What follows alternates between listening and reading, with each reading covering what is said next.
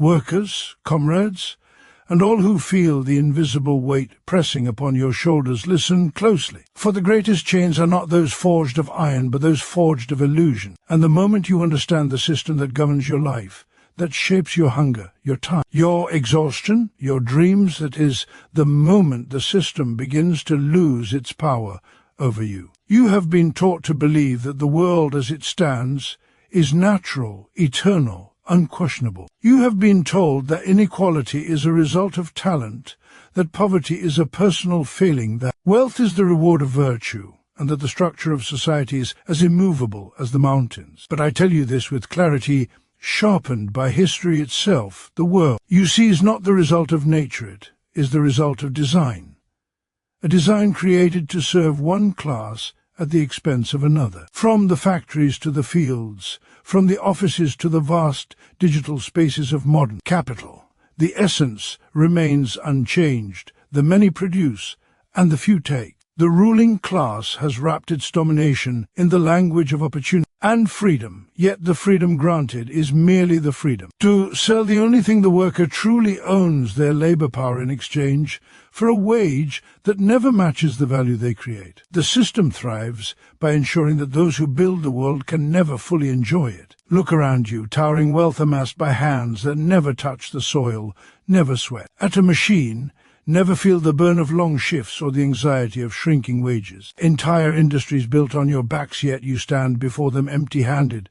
This is not coincidence. This is not misfortune. This is the architecture of capitalism, laid bare in its purest form: extraction, exploitation, accumulation. Understand this truth even more deeply. Capital does not simply exploit your labor, it exploits your consciousness. It teaches you to compete against your fellow workers instead of uniting with them. It convinces you to identify with the very powers that oppress you. It makes you fear change more than you fear continued suffering. It turns your struggles into isolated battles, so you never realize that. Your pain is shared, your position is shared, your enemy is shared. When you finally pierce through this veil, when you grasp that your hardships are not personal tragedies but structural outcomes, the system's spell begins to crack. And once the working class sees itself clearly, no force on earth can hold it back. For what is capitalism without workers? What is wealth without labor? What is the bourgeoisie without the very class it exploits? The moment the worker understands their role, not as a cog but as the beating heart of production, the balance trembles. History has shown that every ruling class imagines its reign eternal. Yet every ruling class has been mistaken. Feudal lords believed themselves immovable until the rising bourgeoisie swept them aside. Today's capitalists believe themselves invincible, protected by their profits, their institutions, their control over media, law, and state. But they, too, stand on a cliff whose edge they cannot see. For beneath them grows a force they cannot silence forever, the class consciousness of the workers of the world. When the worker recognizes that their suffering is not fate but theft, when they see that their collective power is greater than all private capital combined, then the struggle transforms into action. Organization forms, solidarity hardens, and the system that once appeared eternal begins to shake under the weight of its own contradiction. Comrades, the path forward is not paved by individual escape, but by collective liberation. The ruling class is unified by its interests. The working class must be unified by its purpose. You must speak, assemble, educate one another, challenge the narrative imposed upon you, and reclaim the dignity that has been denied. You must demand what is yours not as petitioners, but as creators of the very wealth that sustains society. The world does not change because the powerful suddenly grow generous. It changes because the oppressed refuse to remain silent, because the class that has built civilization decides to reclaim it, because the people understand the system so well that its illusions can no longer bind them. So rise with clarity, rise with knowledge, rise with the unshakable understanding that you are the makers of history. And when you truly know this, when you understand the system, you will feel the truth. Marx revealed through decades of study and struggle, the system no longer owns you. And when the system no longer owns you, you have the power to overturn it. To understand the system is to see the world as it truly is, not as the ruling class would have you believe. It is to strip away the carefully constructed illusions that conceal the mechanisms of power and control. For centuries, those who hold wealth and command resources have cloaked their domination in a language of inevitability, making inequality appear natural, making hierarchies seem ordained,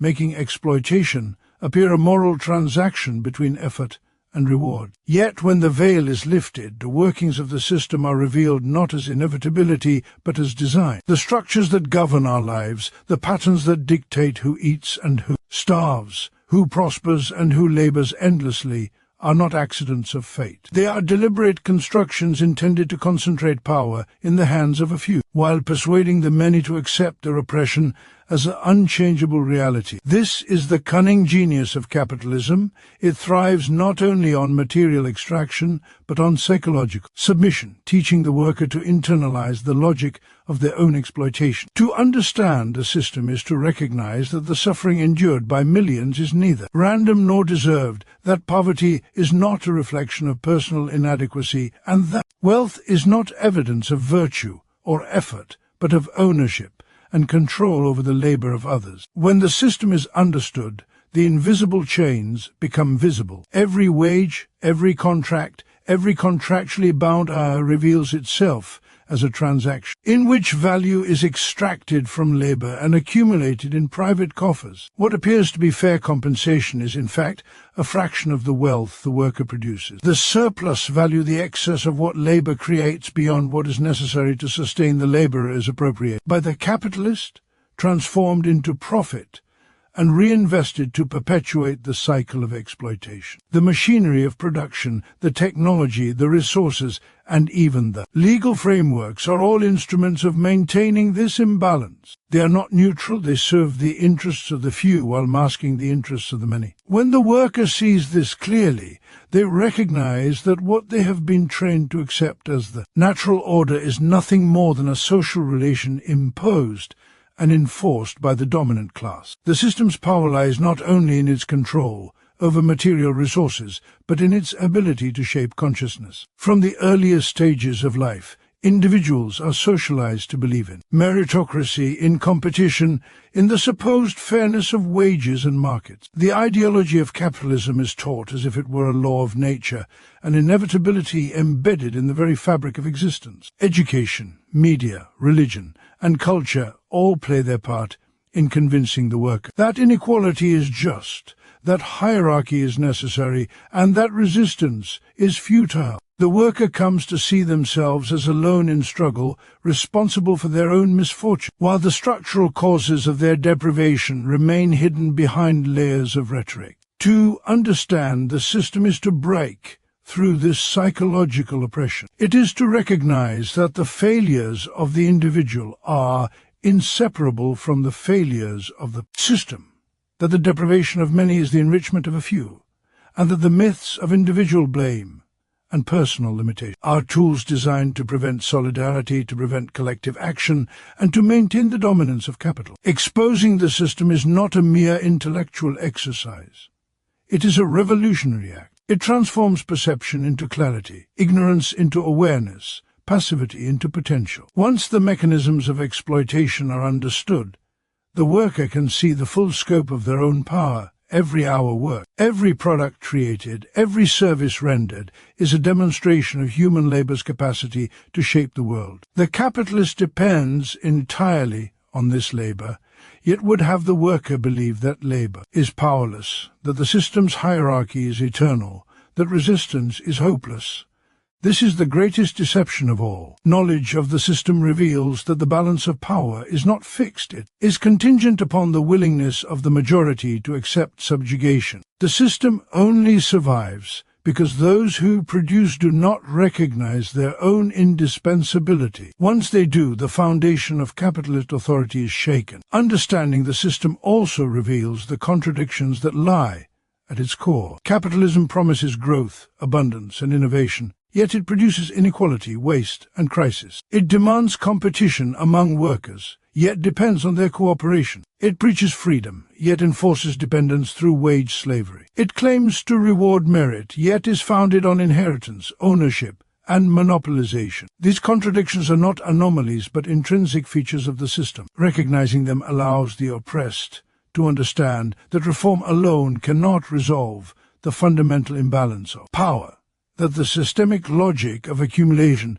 by a few at the expense of many is built into the structure itself. Only by grasping these contradictions can one begin to imagine alternatives that do not merely mitigate suffering but abolish the conditions that produce it. When the worker understands the system, they see the lie of inevitability shattered.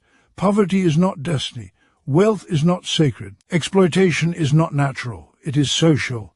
Inequality is not permanent, it is imposed. Knowledge of these truths is not passive, it is the spark that ignites the consciousness of the oppressed. To see the system for what it is to see one's own potential for liberation. It is to recognize that the future is not preordained, that power is not unchangeable, that the structure, that oppress can be dismantled and replaced with structures that serve the many rather than the few. The illusion that capitalism is eternal collapses under the weight of comprehension, leaving behind the raw, unassailable fact that human labor, collective action, and revolutionary understanding are the true sources of power in any society. The truth that the working class creates all wealth is a truth so simple, yet so obscured by the institutions and ideologies of the ruling class that it often goes unrecognized, even by those who toil day after day under the weight of their labor. Every product, every service,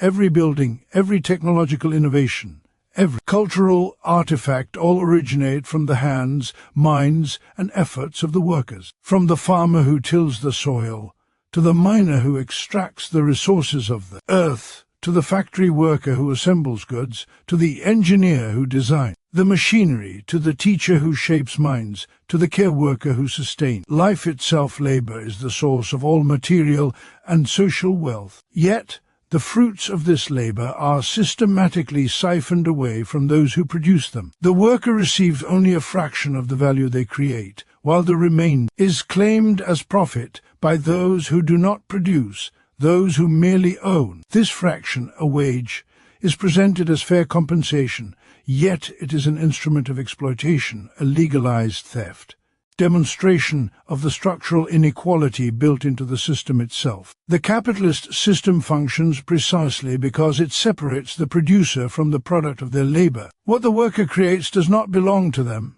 It belongs to the capitalist who controls the means of production. The factory, the machinery, the land, the technology, all these are instruments that concentrate ownership in the hands of a few, leaving the many dependent on selling their labor in order to survive. The more the worker produces, the more wealth is generated, but the worker's compensation remains tethered not to the true value of their labor, but to the calculation of profit maximization, to the necessity of survival, wages, and to the dictates of those who benefit from extraction. The worker is thus trapped in a system where their creative and productive capacity is transformed into a source of deprivation, where labor produces abundance for others while leaving the laborer in scarcity. This discrepancy between creation and reward is not an accident or a temporary distortion. It is the central mechanism by which the ruling class maintains its power. Capitalism depends on the extraction of surplus value, the portion of labor that exceeds the cost of the worker's subsistence. The worker labors for a day, for a week, for a lifetime, yet the value they create surpasses what they are allowed to retain. The remainder becomes profit, reinvested to expand the system, acquire more resources, and perpetuate the cycle of inequality. This is exploitation codified, institutionalized, and defended by the ideologies of merit, competition, and natural order. Workers are taught to believe that what they receive is fair because it is the result of their own efforts, not realizing that their efforts have already been expropriated to enrich the idle, the owner, the capitalist. Every sector of society demonstrates this extraction of value. In industry, the assembly line worker produces goods that sell for prices far above the wages they earn. In agriculture, the farmer produces food that feeds cities and nations while barely earning enough to survive. In services, care workers, educators, and medical staff sustain life, knowledge, and health. Yet their remuneration rarely reflects the magnitude of the value they generate. Even in the realm of intellectual production, software, media, research, and creative arts generate enormous profit for owners and corporations, while the actual creators receive a small fraction, their labor commodified, their creativity harvested for private gain. Across every domain, the working class labors to build society while the capitalist extracts the surplus, concentrating wealth and power in the hands of a few while leaving the majority with insecurity, exhaustion, and dependence. Understanding this dynamic reveals the essential injustice of the system. The worker does not merely lack wealth. The worker's very effort is appropriated to enrich another. The laborer's time, skill, and energy, everything that constitutes productive life, is transformed into a tool of accumulation for the owner. The more society advances technologically, the more productive labor becomes, and yet the worker is not automatically compensated in proportion to the abundance they create. Instead, mechanization and productivity increases serve primarily to expand profit, intensify work, and deepen the extraction of value from those who produce. In this way, the system both relies upon and obscures exploitation, presenting itself as innovation, growth, and progress, while concealing the disparity between creation and reward. The recognition of this truth is transformative. To see that the worker produces all wealth, yet receives only a fraction, is to recognize that the current social order is not a reflection of justice or merit, but a reflection of power. It is to recognize that inequality is not natural, that scarcity for the many and abundance for the few is not inevitable, and that the system's structures are maintained deliberately to perpetuate this imbalance. The worker is not weak or incapable. The worker is indispensable. Every enterprise, every commodity, every service, every material advancement is dependent on the labor of the many. The ruling class can only claim ownership through legal and social structure, not through any inherent superiority or creative capacity. Once this truth is understood, the implications are clear. The workers' power lies in recognition of their own indispensability. Collective awareness of this discrepancy, the gap between creation and reward, is the foundation of solidarity. When workers understand that the value they produce belongs to them as a class, and that their labor sustains the entire society, the potential for transformation arises. No system can continue to exploit a class that recognizes its centrality to production, its right to the wealth it creates, and its collective capacity to demand justice. Exploitation survives only through division, ignorance, and isolation. Once these are overcome through knowledge, unity, and action, the structural inequities upon which capitalism relies are exposed and challenged. Capitalism does not rely solely on force, coercion, or the overt control of production to maintain its dominance. Its most insidious strength lies in the shaping of consciousness, in the molding of minds to accept subordination as natural, in convincing the oppressed to see their chains as freedom. The system thrives by embedding its ideology into the very way people perceive themselves and their place in society. From childhood, individuals are taught to value competition over solidarity, to equate success with compliance, and to define their worth in terms of material accumulation. The capitalist order presents itself as the natural, inevitable state of existence, a reality that cannot be questioned, a hierarchy that is not only unchangeable but morally justified. The worker internalizes this narrative, believing that inequality is the product of talent or effort, that poverty is the consequence of personal failure, and that wealth is a sign of virtue rather than ownership. This internalization is the most effective form of domination, for a worker who consents to their own exploitation is complicit in it, and the system continues with the illusion of legitimacy. The shaping of consciousness extends beyond ideology to the social structures that enforce it. Education systems teach obedience and competition rather than critical thinking and collective action. Media presents narratives that glorify the successes of the few, while obscuring the labor that sustains those successes. Religion, culture, and law are mobilized to reinforce the idea that hierarchy and inequality are natural and desirable, that submission is virtuous, and that questioning authority is dangerous or immoral. The result is a population that is socially conditioned to accept exploitation, to internalize blame, and to distrust the possibility of change. Workers come to see each other not as allies but as competitors, rivals in the same struggle for survival, unaware that the real beneficiary of this competition is the capitalist class. By dividing workers, by instilling fear, jealousy, and mistrust, capitalism neutralizes the greatest threat to its power, collective consciousness and unified action. Division among workers is one of capitalism's most effective strategies. Workers are taught to identify differences: race, ethnicity, gender, nationality, skill level, occupation as barriers to solidarity. The system encourages individuals to focus on personal advancement rather than collective struggle, to compete for scraps instead of recognizing their shared interest in dismantling exploitation. These divisions are not coincidental. They are deliberate mechanisms to fragment potential resistance. A workforce divided cannot organize, cannot negotiate effectively,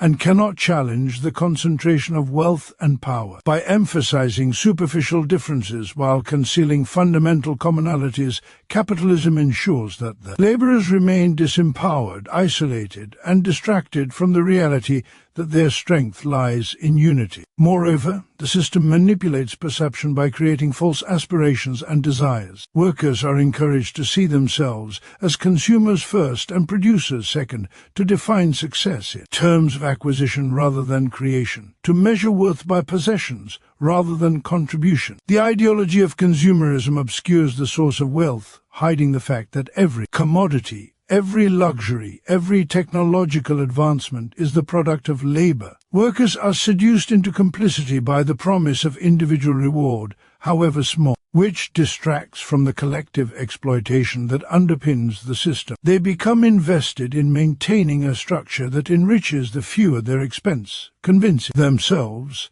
that they are participants in opportunity rather than victims of extraction. Understanding this manipulation of consciousness reveals that capitalism's power is not merely economic, but psychological. It demonstrates that the control of minds is as essential to domination as the control of factories, land, and capital. By shaping beliefs, attitudes, and desires, the ruling class ensures that workers police themselves, accept injustice, and perpetuate the very conditions that oppress them. Knowledge of this mechanism is therefore revolutionary.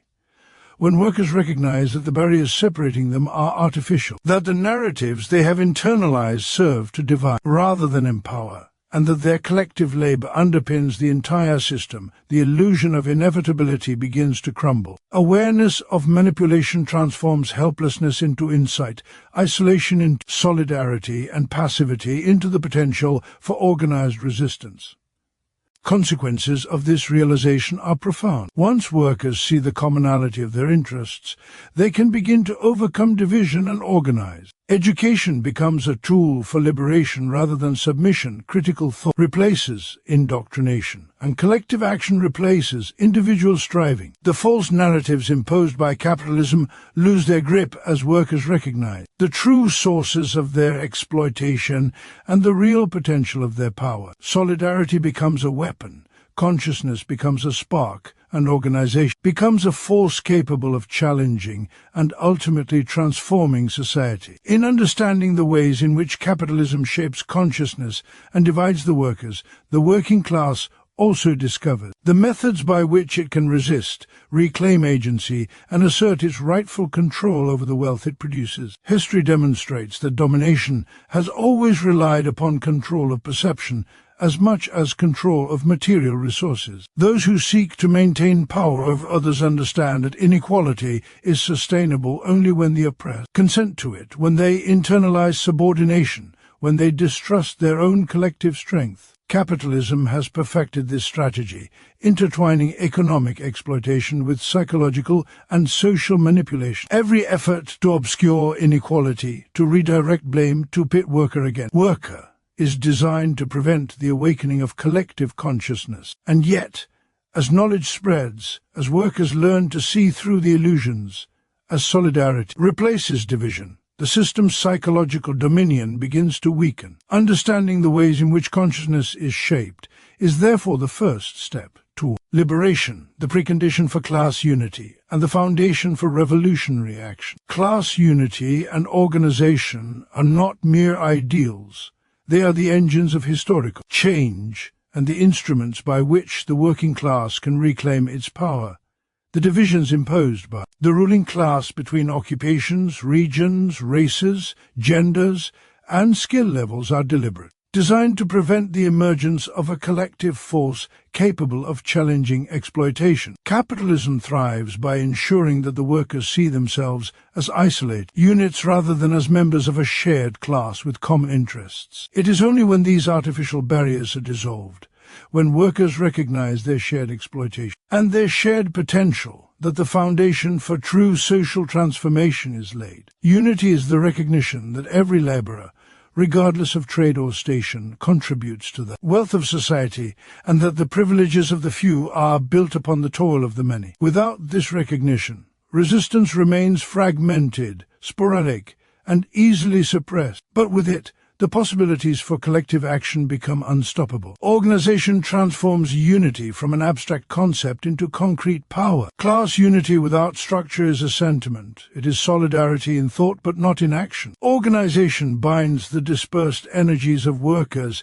into coordinated efforts that can challenge the institutions of power. Through unions, councils, assemblies, and networks of mutual support, the working class translates shared awareness into strategic action. Collective bargaining, strikes, coordinated campaigns, and social movements are all expressions of this organized unity. Each act of coordination strengthens the capacity of workers to assert their rights, to demand fair wages, to protect their livelihoods, and ultimately to challenge the concentration of wealth and power that oppresses them. Organization amplifies the impact of the worker, transforming individual effort into a force capable of altering the structure of society itself. The history of social change demonstrates the decisive role of unity and organization. Revolutions, reforms, and the expansion of rights have never been the result of isolated action, but of concerted efforts by masses acting together. When workers understand their shared interests, when they coordinate their actions, and when they refuse to accept the dictates of the ruling class, they become the makers of history rather than its subjects. Strikes that halt production, protests that disrupt the mechanisms of capital, political movements that challenge the legitimacy of the elite, all these phenomena are the direct result of organized class action. They reveal the truth that the power of the capitalist system rests entirely on the acquiescence of the working class, and that once that acquiescence is withdrawn through collective action, the structures of domination begin to tremble. Unity is both strategic and moral. It is strategic because it consolidates the dispersed power of workers, enabling them to act effectively against the structures that exploit them. A single laborer may be powerless against the machinery of capital, but thousands acting in unison are formidable. When workers coordinate their efforts, the capitalist cannot ignore their demands, nor can the state maintain its dominance without contest. Unity also has a moral dimension. It cultivates the recognition that the struggle of one is the struggle of all, that solidarity is not optional but essential, and that the liberation of each worker is tied to the liberation of the entire class. This moral dimension reinforces collective identity, sustaining movement, even in the face of intimidation, repression, or hardship. Without unity, movements are vulnerable to division, co-optation, and failure, but with unity, they gain resilience, clarity, and direction. Organization is the mechanism through which unity is expressed and maintained. It provides structures for communication, coordination, and decision-making. It allows workers to articulate shared goals, develop strategies, and hold accountable those who would undermine collective efforts.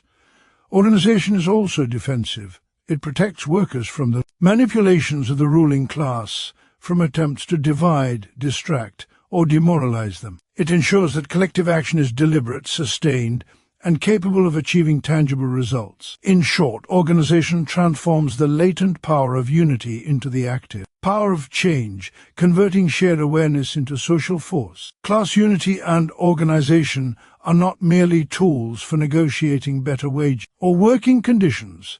They are the foundation for systemic transformation. The capitalist system depends on fragmentation, on the isolation of the worker, on the perception that resistance is futile. By uniting and organizing, the working class challenges this perception, undermines the legitimacy of domination and asserts the primacy of human labor over private ownership. The working class becomes conscious of its historical role. It is not merely a passive participant in the economy, but the creator of all wealth, the sustainer of civilization, and the agent capable of redefining the rules of society. When this consciousness is matched with disciplined organization, the potential for revolutionary change emerges. Every achievement of the labor movement, every expansion of rights, every social reform, and every successful challenge to inequality has relied upon the combination of unity and organization. Workers must see themselves not as isolated individuals competing for scrap, but as members of a shared class with the capacity to shape history. They must create networks of solidarity,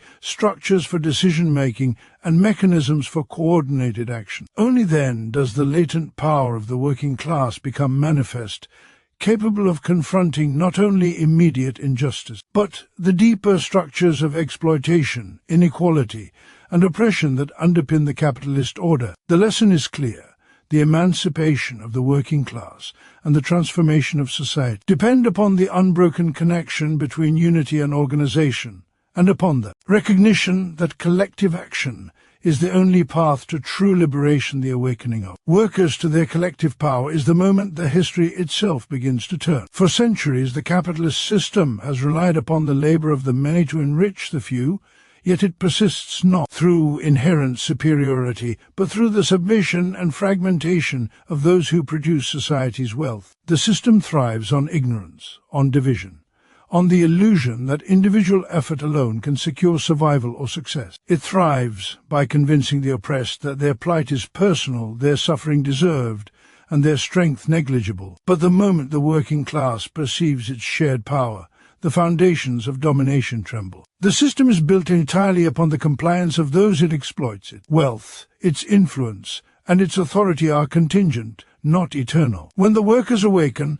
that contingency becomes a vulnerability, and the supposed permanence of capitalist control is revealed as an elaborate facade. Awakening begins with consciousness, with the recognition that the struggles of each individual are connected to the struggles of the whole. The worker sees that exploitation is not the result of laziness or misfortune, but of a system designed to extract surplus value and concentrate wealth in the hands of a few. Every hour worked, every product created, every service rendered is part of a vast mechanism in which the laborer is essential, indispensable, and yet denied full benefit. Understanding this reality dissolves the illusions of inevitability and powerlessness, transforming fear and resignation into awareness and potential. Once the worker realizes that their labor is the source of all wealth, and that the capital exists solely because of this labor, the dynamic of domination begins to shift. Knowledge becomes the seed of action, and consciousness becomes a force that cannot be ignored. Collective power is the most formidable weapon the working class possesses. Individually, a worker may be constrained, intimidated, or dismissed. Together, the workers constitute a force that can halt production, disrupt markets, challenge authority, and reshape society. When coordinated, the impact of labor is amplified, revealing the dependence of the system on the very individuals it seeks to control. Strikes, boycotts, assemblies and mass protests are not just symbolic. They are concrete demonstrations of the workers' indispensability. The system relies on the assumption that labor will continue to function as a background of productivity, invisible yet essential. Once this assumption is challenged through collective action, the illusion of control dissolves, and the power of the few is exposed as fragile, precarious, and entirely contingent on the acquiescence of the many. The collapse of systemic control is also psychological. Capitalism depends on shaping consciousness, on ensuring that workers perceive themselves as competitors, rivals, and isolated individuals. It relies on fear, alienation, and self-doubt to maintain authority. When workers awaken to their collective strength, these psychological barriers are shattered. Workers recognize that solidarity is not optional, that unity is not abstract, that their common interests outweigh the divisions imposed upon them. They see that the narratives of meritocracy, scarcity, and inevitability are tools of domination designed to prevent resistance. The moment these illusions are dispelled, the ideological control of the system begins to disintegrate, leaving only the material dependence of capital on labor dependence that can be leveraged to reclaim society. Awakening also transforms strategy. The worker who understands collective power no longer accepts piecemeal reforms as sufficient. They recognize that systemic transformation requires coordinated, sustained, and disciplined action. They see that power is not granted willingly, that rights are not bestowed by benevolence, and that liberation requires both consciousness and organization. This realization fuels a movement that is not reactive but proactive, capable of identifying vulnerabilities, exploiting contradictions, and asserting demands that cannot be ignored. The collective, awakened class becomes a dynamic agent of change, shaping history rather than being shaped by it, capable of confronting not only immediate exploitation but the deeper structures of inequality, alienation, and oppression embedded in capitalist society. History is filled with examples of the transformative potential of collective awakening. Revolutions, labor movements, and social transformations have always relied on the recognition by the oppressed of their own indispensable role. The feudal lords fell not because peasants individually withdrew their labor, but because they recognized shared grievances and acted together. The labor movements of the industrial era succeeded not through isolated complaints, but through coordinated strikes, unions, and organized solidarity. The system collapses not because it is weak in itself, but because the collective strength of those it exploits becomes consciously mobilized. When workers awaken, the entire logic of domination, its coercion, its ideology, its mechanisms of extraction, is exposed as contingent upon compliance, and without that compliance it cannot endure. The awakening of the worker class is transformative not only for the economy but for the moral and political fabric of society. It reveals that exploitation is neither natural nor eternal, that power is not inherent to wealth, and that the structures of oppression are maintained only through consent, ignorance, and division. As consciousness spreads, the working class begins to exercise its agency, reclaiming not only material resources, but also the dignity, rights, and recognition that have been denied. Solidarity replaces isolation, action replaces resignation, and the very presence of the awakened working class becomes a force that challenges authority at every level. The system is revealed for what it is, a construct maintained by the labor of the many for the enrichment of the few, vulnerable to disruption.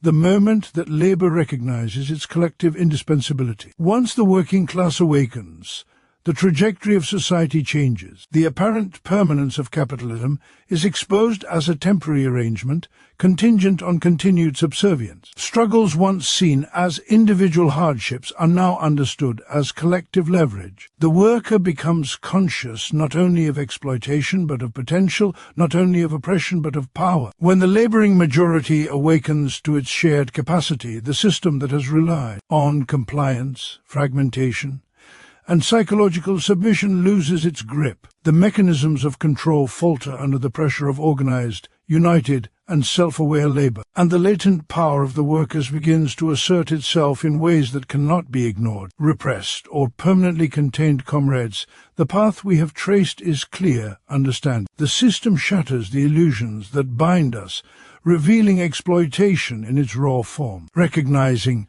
that the working class creates all wealth yet receives only a fraction, exposes the injustice that has been normalized for centuries, seeing how capitalism maintains power by shaping consciousness and dividing workers, reveals the cunning of a system built to enslave minds as well as bodies. Embracing class unity and organization shows us that our collective strength is the true foundation of change, and that only through coordinated action can we confront and dismantle oppression. Finally, awakening to our collective power transforms potential into force, demonstrating that the system's authority depends entirely upon our consent, and that once we reclaim our agency, its control collapses. The time for passivity has ended. Knowledge alone is not enough. Unity, organization, and conscious action are the instruments of liberation. The workers of the world are the creators of society's wealth, the stewards of civilization, and the arbiters of its future. When we recognize this truth, when we act together with clarity, determination, and courage, we do not merely demand justice, we become the agents of a new world, one in which